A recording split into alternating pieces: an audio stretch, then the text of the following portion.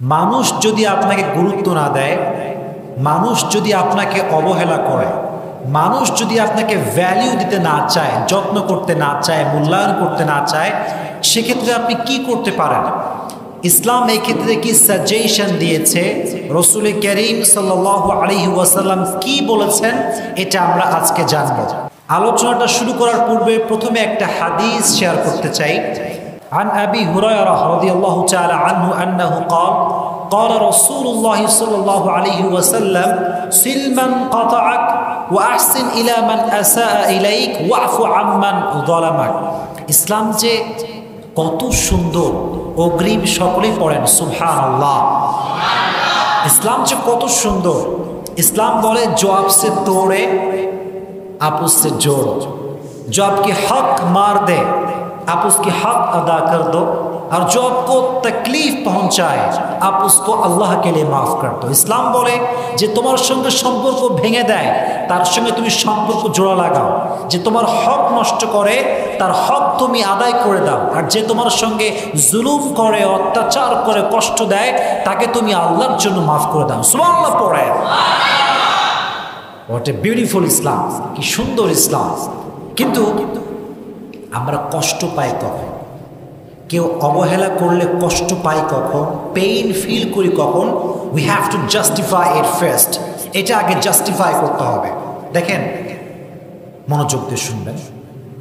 যখন কোনো একজন নির্দিষ্ট ব্যক্তির প্রতি আমাদের অনেক মায়া, অনেক ভালোবাসা এবং অনেক আশা থাকে, এক্স্যাক্টলি সেই ব্যক্তি যখন আমাদেরকে কষ্ট দেয়, যত্ন না করে, গুরুত্ব না দেয়, তখন আমরা প্রচণ্ড পরিমাণে হার্ট ফিল করি, কষ্ট পাই।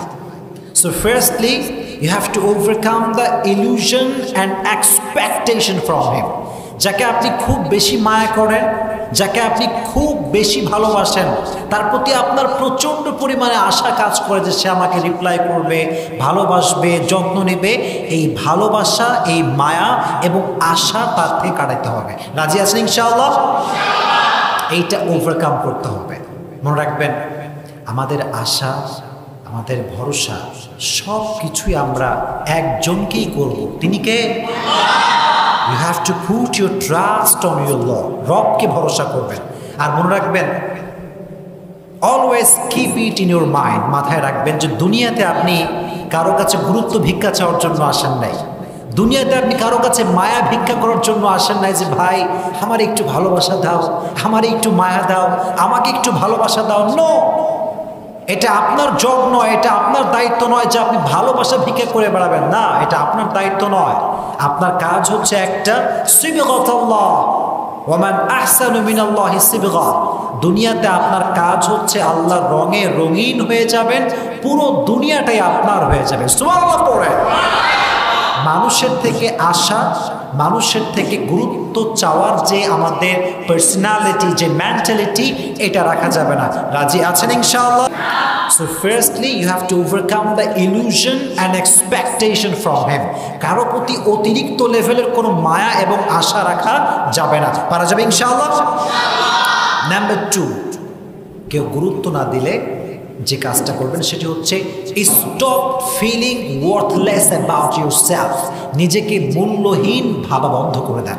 নিজেকে মূল্যহীন ভাববেন না। মনে রাখবেন, এভরিওয়ান হ্যাজ পার্সোনালিটি। প্রত্যেকটা মানুষের একটা ব্যক্তিত্ব আছে না নাই? আল্লাহ সবাইকে সম্মান দিয়েছেন, আপনারও একটা ব্যক্তিত্ব আছে। ব্যক্তিত্ব বিসর্জন দিবেন না। ওয়ালাকাদ কাররামনা বনি আদম, we have dignified the status of sons of Adam. আল্লাহ তাআলা বলছেন, আমি আদম জাতকে সবচেয়ে বেশি সম্মান দিয়েছি। সুবহানাল্লাহ পড়ে। আল্লাহ আমাদেরকে অনেক সম্মান দিয়েছেন। এজন্য কারো কাছে গুরুত্ব পাওয়ার জন্য নিজের যে পার্সোনালিটি আছে, ব্যক্তিত্ব আছে, এটাকে বিসর্জন দিবেন না। And stop feeling worthless about yourself.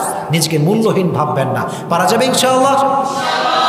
And number 3, and that is the last point, and that is very important, establish yourself. নিজেকে প্রতিষ্ঠিত করেন এমনভাবে কেউ যেন আপনাকে অবহেলা করার সাহসটা খুঁজে না পায়। নিজেকে এমন একটা পজিশনে নিয়ে যান যেন মানুষ